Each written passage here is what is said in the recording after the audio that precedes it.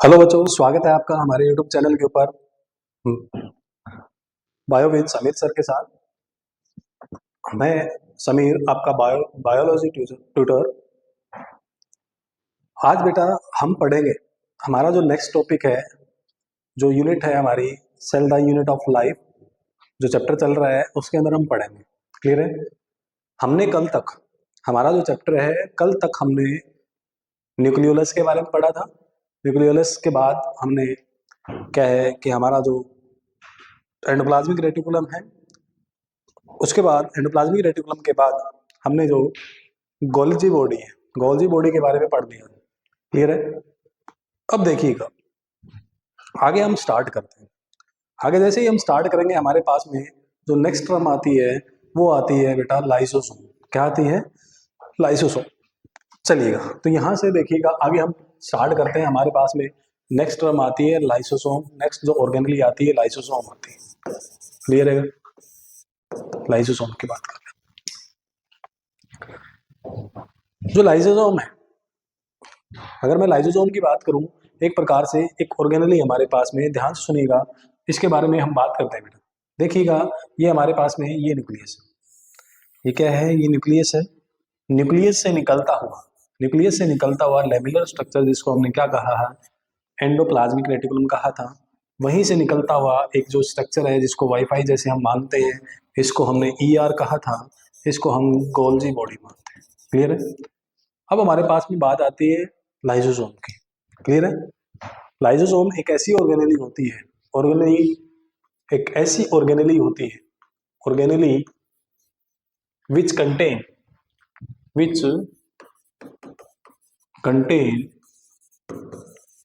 Hydrolytic enzyme. इसके पास क्या होते हैं? हाइड्रोलिटिक एंजाइम्स होते हैं। ऐसी ऑर्गेनेली जिसके पास हाइड्रोलिटिक एंजाइम्स होते हैं, जो क्या कर सकते हैं, हमारे जो सेल के अंदर जो मटेरियल पड़ा है उसको क्या कर सकते हैं? डाइजेस्ट कर सकते हैं। क्लियर है? फॉर एग्जांपल अगर मैं बात करूं तो यहाँ पे हमारे पास में प्रोटीएज है, लाइसेज है। क्लियर है? ये सारे पास हमारे पास में लाइपेज है, कार्बोहाइड्रेज है।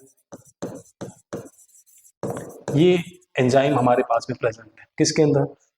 लाइसोसोम के अंदर। ये जो लाइसोसोम है, ऑल्सो नोन एज, बट ये जो लाइसोसोम है हमारे पास में, इस लाइसोसोम को also known as suicidal bag of the cell, suicidal bag of the cell, cell के सुसाइडल बैग के नाम से भी जाना जाता है। इतनी बातें आपको क्लियर हो जानी चाहिए। देखिएगा, लाइसोसोम के बारे में हमने बात करी। लाइसोसोम यहाँ पे हमारे पास गोल्गी बॉडी से बनता है, और यहाँ पे मैंने एक सर्कुलर स्ट्रक्चर बताया था कि ये हमारे पास में लाइसोसोम। क्लियर है? क्लियर है?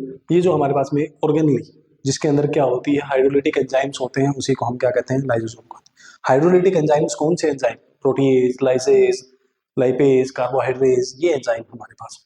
और suicidal bag of the cell, bag के सुसाइड, सेल के सुसाइडल बैग के नाम से भी जाना जाता है। इतनी बातें क्लियर है?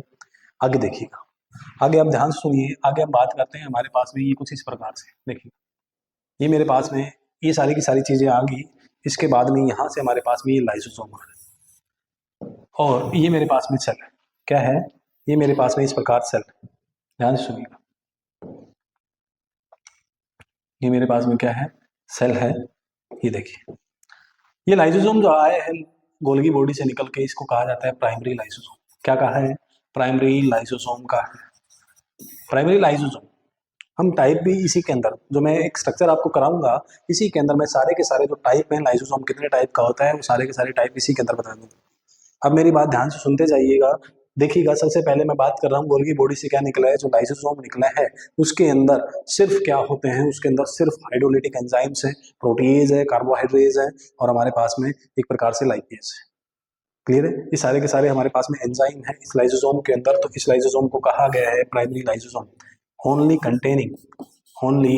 Contain hydrolytic enzyme. कौन से एंजाइम? हाइड्रोलिटिक जो एंजाइम है उनको कंटेन करता है। इतनी बातें क्लियर है? अब ध्यान से सुनिए, मेरे पास क्या है? बाहर से ये आउटर साइड है। इस आउटर साइड से यहाँ पे हमारे पास में कुछ लिक्विड मॉलिक्यूल है। क्या है? कुछ लिक्विड मॉलिक्यूल प्रेजेंट है। है बस। अगर सेल क्या करती है, उन लिक्विड मॉलिक्यूल को इनगल्फ करती है, अपने शरीर के अंदर लेके आती है, तो वो जो प्रोसेस है उस प्रोसेस को कहा जाता है, सेल क्या कर रही है, ट्रिक कर रही है, इसे कहा जाता है पिनोसाइटोसिस। क्या कहा जाता है? पिनोसाइटोसिस। सेल ने क्या करा है? पिनोसाइटोसिस का दूसरा नाम होता है सेल ड्रिंकिंग। क्या नाम होता है? Cell drinking. सेल ड्रिंक कर रही है। कोई डाउट है यहाँ तक की बातों में? आगे देखिएगा। नेक्स्ट देखिए, हमारे पास में दूसरा जो आता है, अगर मैं कहता हूँ यहाँ पे हमारे पास में सॉलिड मॉलिक्यूल है। कैसे मॉलिक्यूल है? सॉलिड मॉलिक्यूल है। अगर वो सेल के अंदर आ रहे हैं, कहाँ आ रहे हैं? वो अदर सॉलिड मॉलिक्यूल, मतलब खाना है एक प्रकार से। खाना कैसे है? या तो लिक्विड में है या सॉलिड के रूप में। अगर लिक्विड के रूप में है और सेल उसको क्या कर रही है, अपने शरीर के अंदर, मतलब एक प्रकार सेल के अंदर आ रहा है, वो लिक्विड जो आ रहा है सेल के अंदर आ रहा है, उसको कहा जाता है पिनोसाइटोसिस, सेल ड्रिंकिंग। क्लियर है? और अगर मैं कहता हूँ सॉलिड अगर आ रहा है यहाँ पे, उसे कहा जाता है फैगोसाइटोसिस। क्या कहा जाता है? फैगोसाइटोसिस। मतलब सेल क्या कर रही है? सेल ईटिंग, सेल खा रही है। इतनी बातें क्लियर हो जानी चाहिए। क्लियर? और अगर मैं क्या करूं, पिनोसाइटोसिस और फैगोसाइटोसिस दोनों को इकट्ठा बोलना चाहूँ, अगर मैं कहता हूँ सेल खा भी रही है और सेल पी भी रही है। क्लियर है? अगर मैं कहता हूँ लिक्विड मॉलिक्यूल भी शरीर के अंदर आ रहे हैं और सॉलिड मॉलिक्यूल भी अंदर आ रहे हैं, तो मतलब क्या है, सेल के अंदर कोई ना कोई चीज आ रही है। दोनों चीजों को मिला दिया जाता है तो ये दोनों चीज हो जाती है हमारे पास में एंडो, मतलब अंदर, साइटोसिस मतलब सेल के अंदर कोई ना कोई जो मॉलिक्यूल है, या तो लिक्विड मॉलिक्यूल या सॉलिड मॉलिक्यूल शरीर के अंदर जा रहे हैं, तो उसे कहा जाता है एंडोसाइटोसिस। अगर स्पेसिफिक करता है कि लिक्विड ही जा रहे हैं तो पिनोसाइटोसिस। अगर कहता है, अगर स्पेसिफिक ही करता है तो पिनोसाइटोसिस। अगर कहता है कि सिर्फ सॉलिड मॉलिक्यूल जा रहे हैं तो हमारे पास में हो जाता है फैगोसाइटोसिस। दोनों को मिला दिया जाए, अगर कहता है कि आइदर सॉलिड और आइदर लिक्विड, इनमें से कोई एक जा रहा है, तो कहा जाता है एंडोसाइटोसिस। क्या कहा जाता है? एंडोसाइटोसिस। इतनी बातें क्लियर हो जानी चाहिए। समझ आ गया या नहीं आ गया? अब मेरी बात ध्यान सुनिए, आगे की कहानी। आगे की कहानी मैं कहता हूं कि यहाँ पे हमारे पास में ये लाइसोसोम है, और इसके साथ में हमारे पास में क्या आ गया है? ये आ गया है लिक्विड। मान लेते हैं मैंने एक पोर्शन को लिया है, लिक्विड पोर्शन आ गया मेरे पास में। जो फूड आया है वो लिक्विड की फॉर्म में आया है, मान लेते हैं ये मेरे पास में लिक्विड की फॉर्म में आया है। इस साइड मेरे पास में लिक्विड है और एक साइड में मेरे पास में क्या भरा हुआ है? लाइसोसोम के अंदर एंजाइम भरा हुआ है। मतलब ऐसा लाइसोसोम, कौन सा? ऐसा लाइसोसोम जिसके अंदर मेरे पास में लिक्विड भी है और साथ में हाइड्रोलिटिक एंजाइम्स भी हैं। ऐसा लाइसोसोम जिसके पास में लिक्विड भी है, मतलब जो फूड भी है, और क्या है मेरे पास में, हाइड्रोलिटिक एंजाइम्स भी हैं, उस लाइसोसोम को कहा जाता है सेकेंडरी लाइसोसोम। क्या कहा जाता है? सेकेंडरी लाइसोसोम कहा जाता है। ठीक है? क्लियर मेरी बात? अब यहाँ पे देखिएगा, क्या ये जो एंजाइम है, क्या ये जो एंजाइम है इस लिक्विड फूड के ऊपर काम करेंगे, इसको डाइजेस्ट करने का काम करेंगे? जी हाँ। तो हमारे पास में एक ऐसा लाइसोसोम आएगा जिसके अंदर, ऐसा लाइसोसोम आएगा जिसके अंदर जो डाइजेस्टेड पार्टिकल है, जो कौन से पार्टिकल है, जो डाइजेस्ट हो चुके हैं, जो डाइजेस्ट हो चुके हैं वो तो बाहर निकल जाएंगे। क्या निकल जाएंगे? डाइजेस्टेड पार्टिकल है वो तो बाहर निकल जाएंगे। क्लियर है? डाइजेस्टेड पार्टिकल है वो तो बाहर निकल जाएंगे। देखिएगा, स्टार्टिंग से देखिएगा, प्राइमरी लाइसोसोम में सिर्फ हाइड्रोलिटिक एंजाइम्स है। यहाँ पे हाइड्रोलिटिक एंजाइम्स प्लस में हमारे पास में क्या था? जो भी फूड आया है वो था। मैंने लिक्विड की बात करी है, लिक्विड आ गया था, ये था। क्लियर है? आई बात समझ में? सेकेंडरी लाइसोसोम में क्या क्या है हमारे पास में? फूड प्लस एंजाइम, दोनों चीजें हैं। क्लियर है? बट लास्ट वाला जो जिसके अंदर क्या है हमारे पास में, जो डाइजेस्टेड फूड है, जो क्या है, डाइजेस्टेड फूड है, वो तो बाहर निकल गया। और यहाँ पे बचा क्या हमारे पास में? सिर्फ इसके अंदर अनडाइजेस्टेड फूड बचा है। क्या बचा है? अनडाइजेस्टेड फूड बचा है। क्लियर है? और ये जो अनडाइजेस्टेड फूड वाला जो हमारे पास लाइसोसोम बचा है, उस लाइसोसोम को कहा जाता है क्या? Residual lysosome. क्या कहा जाता है? Residual lysosome. मतलब इस रेजिडुअल लाइसोसोम में क्या होता है? ओनली अनडाइजेस्टेड अनडाइजेस्टेड फूड होता है। क्या होता है? अनडाइजेस्टेड फूड होता है। और धीरे धीरे ये जो अनडाइजेस्टेड फूड वाला हमारे पास में लाइसोसोम है, वो यहाँ पे आके एक प्रकार से पूरे के पूरे फूड को क्या कर देता है? एक्सक्रीट आउट कर देता है। क्या कर देता है? एक्सक्रीट आउट, बाहर निकाल देता है। इतनी बातें क्लियर है? कोई डाउट है? तो हमारे पास जो लाइसोसोम है, मेनली यहाँ पे मैंने आपको बताया कितने टाइप के हैं। एक प्रकार से यहाँ पे मैंने बताया एक और रहता है, प्राइमरी लाइसोसोम है, सेकेंडरी लाइसोसोम है, और हमारे पास में रेजिडुअल लाइसोसोम। इतनी बातें क्लियर है? आगे देखिएगा। आगे अगर मैं बात करूं यहाँ पे, in the condition of fast, किसी कंडीशन में जब हम नॉर्मली फास्ट रखते हैं, क्या रखते हैं? फास्ट रखते हैं तो हमारे पास बाहर से खाना तो आता नहीं। फास्ट की कंडीशन में, इन कंडीशन ऑफ फास्ट, जब हम फास्ट रखते हैं तो बाहर से खाना आएगा जी नहीं, खाना तो नहीं आएगा। तो ये जो प्राइमरी लाइसोसोम है, प्राइमरी लाइसोसोम इनगल्फ क्या करता है, इनगल्फ करता है सेल ऑर्गेनेली को। किसको, सेल ऑर्गेनेली को। सेल जो ऑर्गेनेली हैं उनको इनगल्फ करना स्टार्ट कर देता है ऑर्गेनेली। और समटाइम्स सेल, कई बार तो क्या कर देता है, ब्रस्ट हो जाता है बाई ब्रस्टिंग, खुद ब्रस्ट हो जाता है, सारे के सारे एंजाइम सेल के अंदर आ जाते हैं। सारे के सारे एंजाइम कहाँ आ जाते हैं, सेल के अंदर आ जाते हैं। और सेल के अंदर ब्रस्ट जैसे ही हो गया, सारी की सारी ऑर्गेनेली को क्या कर जाएगा, डाइजेस्ट कर जाएगा, और इवन सेल को भी डाइजेस्ट कर जाएगा। इसलिए इस लाइसोसोम को प्राइमरी लाइसोसोम, अब ये जो प्राइमरी लाइसोसोम है फास्ट की कंडीशन में ऑटोफेगिक, ऑटोलाइटिक लाइसोसोम भी होता है। इसी को ऑटोलाइटिक लाइसोसोम भी कहा जाता है। इतनी बातें आपको क्लियर हो जानी चाहिए, यहाँ तक की बातें आपको क्लियर हो जानी चाहिए। मैंने आपको बताया सबसे पहले लाइसोसोम के बारे में, और लाइसोसोम में पहला लाइसोसोम हमारे पास में प्राइमरी लाइसोसोम, क्लियर है। दूसरा लाइसोसोम हमारे पास में सेकेंडरी लाइसोसोम, तीसरा लाइसोसोम मेरे पास में रेजिडुअल लाइसोसोम, और चौथा लाइसोसोम मेरे पास में यहाँ पे आया ऑटोलिटिक लाइसोसोम। मतलब लाइसोसोम की अगर मैं बात करूँ, तो लाइसोसोम है उसकी अगर मैं बात करूँ तो मेनली हमारे पास में 4 टाइप के होते हैं। पहला प्राइमरी, दूसरा सेकेंडरी, तीसरा रेजिडुअल, और चौथा हमारे पास में ऑटोलिटिक लाइसोसोम। क्लियर है यहाँ तक की बात है, कोई डाउट यहाँ तक? तो हमारे पास में ये जो लाइसोसोम है, इस वाला ये जो लाइसोसोम वाला पोर्शन है, ये वाला हुआ कंप्लीट। क्लियर है। प्राइमरी लाइसोसोम में सिर्फ हाइड्रोलिटिक एंजाइम्स होते हैं। सेकेंडरी लाइसोसोम में हमारे पास में हाइड्रोलिटिक एंजाइम्स प्लस में अनडाइजेस्टेड फूड होता है, अनडाइजेस्टेड फूड होता है। और उसके बाद लास्ट वाला जो लाइसोसोम है उसमें अनडाइजेस्टेड फूड होता है, जो डाइजेस्टेड होता है वो तो एब्जॉर्ब हो जाता है पूरी बॉडी के अंदर। और प्लस में क्या होता है, हमारे पास में एंजाइम्स होते हैं, और वो जो अनडाइजेस्टेड फूड है वो सारा का सारा बाहर एक्सक्रीट आउट कर दिया जाता है। क्या कर दिया जाता है, एक्सक्रीट आउट, बाहर निकाल दिया जाता है। क्लियर है यहाँ तक की बातें? ये बातें आपको क्लियर हो जानी चाहिए। समझ आ गया? चलिए बोलिएगा। ये हमारे पास में क्या था, लाइसोसोम था। क्या था, लाइसोसोम के बारे में हमने बताया।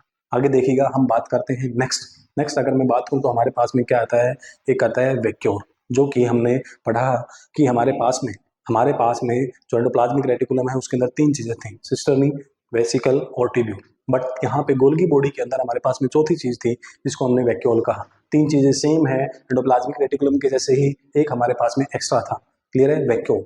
तो हमने यहाँ पे इससे पहले अगर मैं बात करूं, वैक्यूल के कराने से पहले, वैक्यूल को स्टार्ट करने से पहले अगर मैं बात करूं, तो हमने जो आपकी नॉर्मल अगर हम बात करें तो यहाँ पे हमारे पास में देखिएगा, जो एक सिस्टम होता है, जो हमारे पास में सिस्टम होता है जिसको नॉर्मली कहा जाता है GERL सिस्टम। कौन सा सिस्टम, GERL सिस्टम कहा जाता है। जो हमने GERL सिस्टम जो था उसको कंप्लीट कर दिया है। क्लियर है। G फॉर गोल्गी बॉडी होता है, इसको गोल्गी बॉडी कहा जाता है। ये हमारे पास में ER जो होता है, ये जो ER है इसे कहा जाता है एंडोप्लाज्मिक रेटिकुलम। क्या कहा जाता है, एंडोप्लाज्मिक रेटिकुलम कहा जाता है। क्लियर है। और ये जो L4 लाइसोसोम क्या होता है, लाइसोसोम होता है। ये बात हमने कर ली। बट अकॉर्डिंग टू जो हमने सीक्वेंस पढ़ी है उसके अकॉर्डिंग बात करें तो वो सीक्वेंस होनी चाहिए GERL की बजाय, जो सीक्वेंस होनी चाहिए कौन सी होनी चाहिए, ERGL होनी चाहिए। पहले हमने एंडोप्लाज्मिक रेटिकुलम पढ़ा, उससे गोल्गी बॉडी बनी, गोल्गी बॉडी से लाइसोसोम बना। ये बातें हमने पढ़ी है असल में। क्लियर है, ये ऐसे हमने इस सीक्वेंस में इसको पढ़ा है। क्लियर है। अब हमारे पास में आता है वैक्यूल। क्या आता है, वैक्यूल। चलिएगा बात करते हैं वैक्यूल के बारे में। चलिएगा,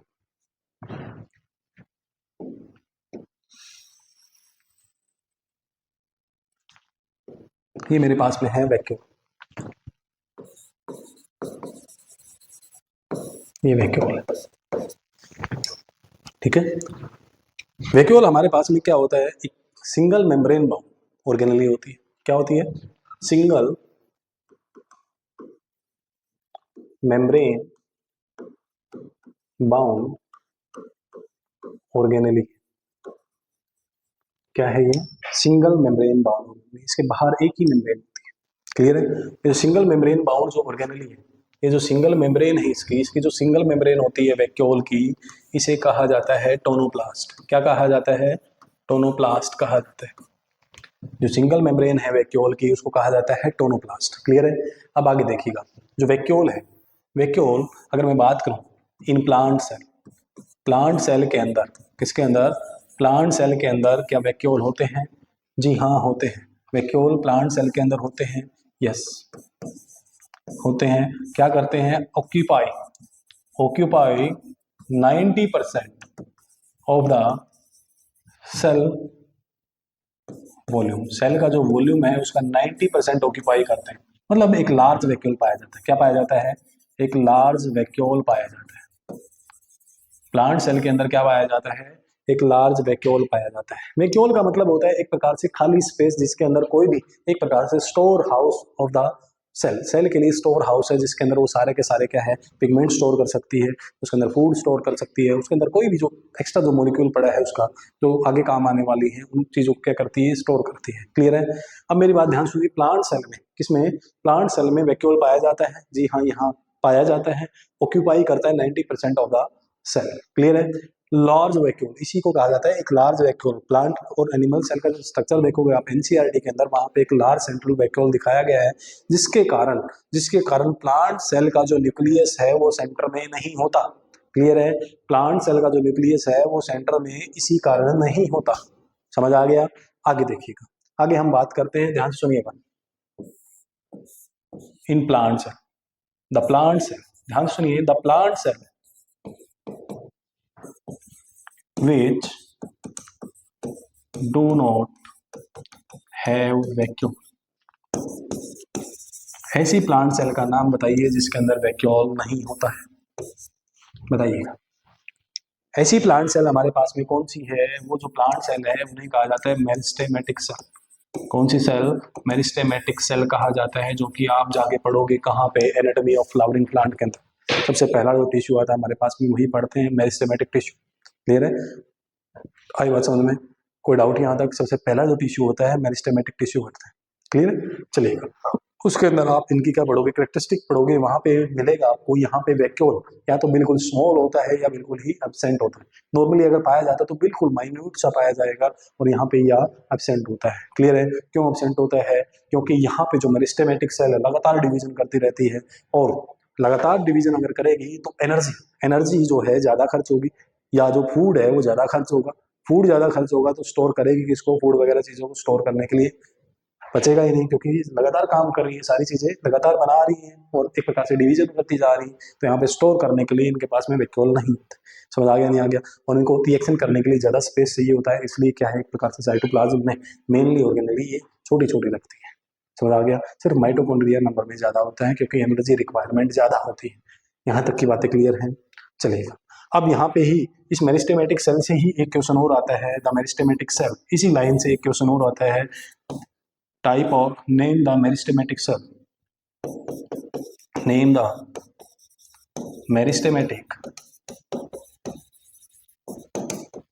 cell which have vacuole। एक ऐसी मेरिस्टेमेटिक सेल का नाम बताइए जिसके पास वैक्यूल होता है। सर आपने अभी तो कहा कि यहाँ पे मेरिस्टेमेटिक सेल के पास वैक्यूल नहीं होता, बट यहाँ पे एक मेरिस्टेमेटिक सेल ऐसी है जिसके पास वैक्यूल होता है, जिसका नाम है हमारे पास में कैम्बियम। क्या नाम है? कैम्बियम। इतनी बातें क्लियर है? कोई डाउट है यहाँ तक? चलिएगा आगे देखिए, क्या एनिमल सेल के अंदर, आगे देखिए हम बात करते हैं, क्या एनिमल सेल के अंदर वैक्यूल होता है? एनिमल सेल के अंदर अगर मैं बात करूं यहाँ पे आगे, एनिमल सेल किसके अंदर?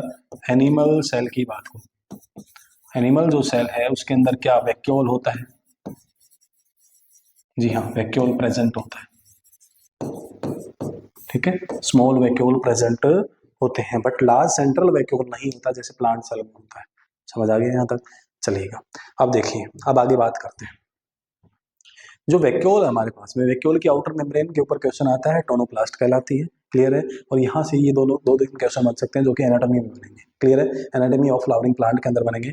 आगे देखिएगा, आगे हम बात करते हैं, आगे हम बात करते हैं हमारे पास में, आगे देखिएगा ध्यान से सुनिएगा।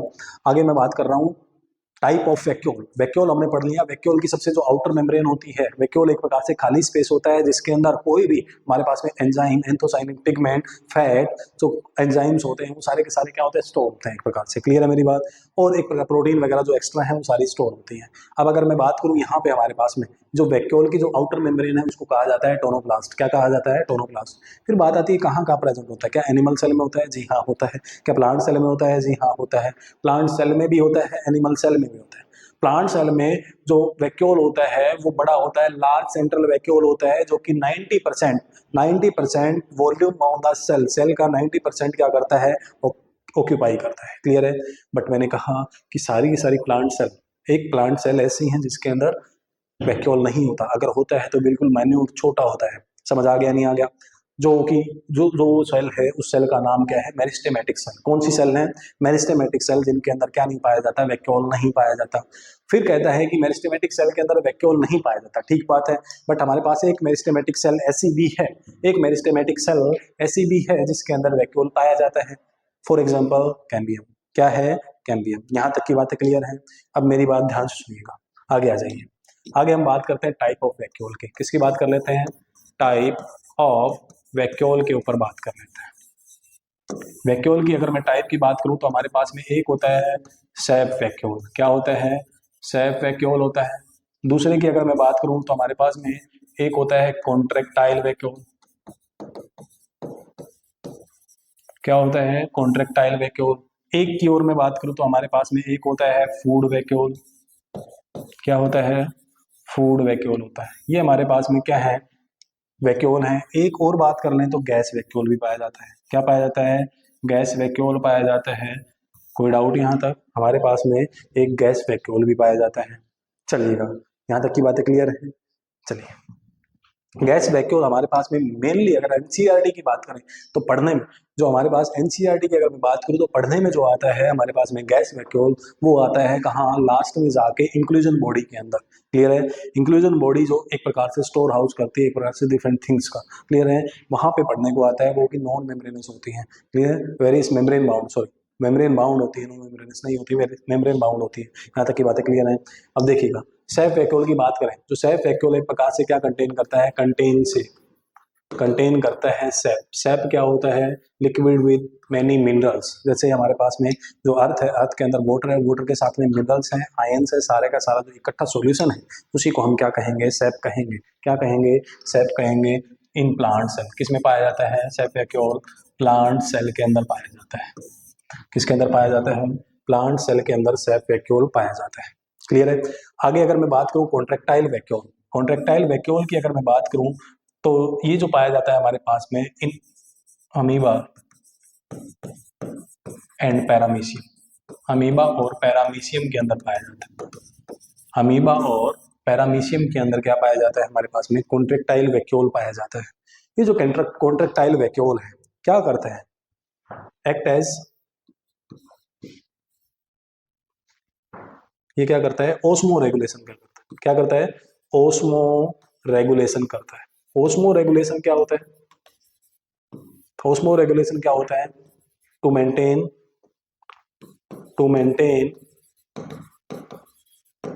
आयनिक बैलेंस। ठीक है? आयनिक बैलेंस को क्या करना? मेंटेन करना क्या कहलाता है? ओस्मो रेगुलेशन कहलाता है। इतनी बातें क्लियर है?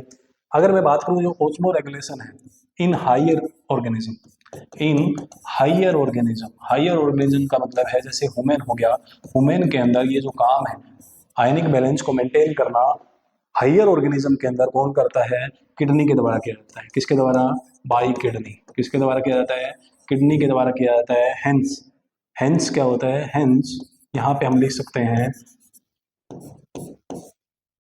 Contractile vacuole. क्या? Contractile vacuole of prokaryote. क्या? प्रोकैरियोट का जो कॉन्ट्रैक्टाइल वैक्यूल है इज एनालोगस टू किसके? एनालोगस किसके है? To eukaryote, kidney of higher organism. Prokaryote नहीं लिखोगे बेटा, यहाँ पे क्या लिखोगे आप? Lower organism. Contractile vacuole of lower organism is analogous to kidney of higher organism. higher organism की जो किडनी है उसके एनालोगस होता है। मेरी बातें क्लियर है? जो कॉन्ट्रेक्टाइल वैक्यूल होता है वो एनालोगस, एनालोगस का मतलब क्या होता है? एना का मतलब डिफरेंट, लोगस मतलब स्ट्रक्चर और ओरिजिन, स्ट्रक्चर और ओरिजिन डिफरेंट हो बट काम जो है वो दोनों का सेम है। कॉन्ट्रेक्टाइल भी वैक्यूल भी क्या कर रहा है? ओस्मो रेगुलेशन कर रहा है। किडनी भी क्या कर रही है? ओस्मो रेगुलेशन कर रही है। तो मतलब क्या हो गए दोनों के दोनों एनालोगस, ओरिजिन दोनों का अलग अलग बट काम कर रहे हैं एक ही। समझ आ गया या नहीं आ गया? चलिएगा, यहाँ तक की बातें क्लियर हो जानी चाहिए। फूड वैक्यूल में एक प्रकार से क्या करता है? फूड स्टोर होता है। फॉर एग्जांपल पाया जाता है किसके अंदर? अमीबा के अंदर। सूडोपोडिया निकालता है। 10th क्लास के अंदर आपने पढ़ा होगा कि हमारे पास में जो एक प्रकार से न्यूट्रिशन अमीबा, अमीबा के अंदर वो सूडोपोडिया निकालता है, कोई प्रकार से क्या कर लेता है? फूड को इनगल्फ कर लेता है और उसके अंदर जो क्या बनता है वो सबसे पहले जो वैक्यूल बनता है उसी को क्या कहा जाता है? फूड वैक्यूल कहा जाता है। फिर इसके बाद देखिएगा हमारे पास में गैस वैक्यूल की बात कर रहे हैं। Gas vacuole is found in hydrophytes. इसके अंदर पाया जाता है? Found in hydrophytes. हाइड्रोफाइट्स के अंदर पाया जाता है। पानी में जो प्लांट होते हैं उनके अंदर पाया जाता है। फॉर एग्जांपल अगर आपकी एनसीईआरटी की बात करें तो उसने बताया हुआ है ब्लू ग्रीन एल्गी के अंदर पाया जाता है और पर्पल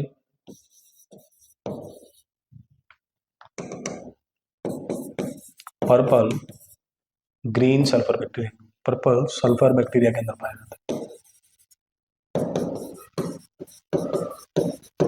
पर्पल सल्फर बैक्टीरिया के अंदर पाया जाता है। इतनी बातें क्लियर हो जानी चाहिए। चलिएगा ध्यान से सुनिए, मैंने क्या कहा? मैंने कहा टाइप ऑफ वैक्यूल। किसके बारे में बात करी हमने? हमने अभी बात करी है टाइप ऑफ वैक्यूल के बारे में। मैंने कहा हमारे पास में एक सेफ वैक्यूल होता है।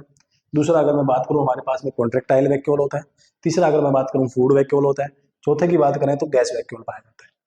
सैफ वैक्यूल की हमने बात करी, कंटेन करता है सैप। सैप क्या होता है? एक लिक्विड जिसके अंदर मिनरल और आयंस घुले हुए होते हैं। क्लियर है?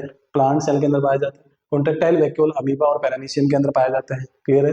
ये ओस्मो रेगुलेशन का काम करता है, मेंटेन करता है आयनिक बैलेंस, और वही काम हायर ऑर्गेनिज्म के अंदर कौन करती है? किडनी करती है। इसलिए इसे कहा जाता है analogous to kidney of higher organism.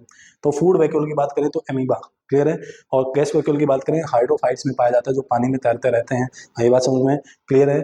और यहाँ पे ब्लू ग्रीन एल्गी और पर्पल सल्फर बैक्टीरिया पाया जाता है। कोई डाउट है? इसके अंदर पाया जाता है। कोई डाउट है यहाँ तक? चलिएगा, ये हमारे पास में क्या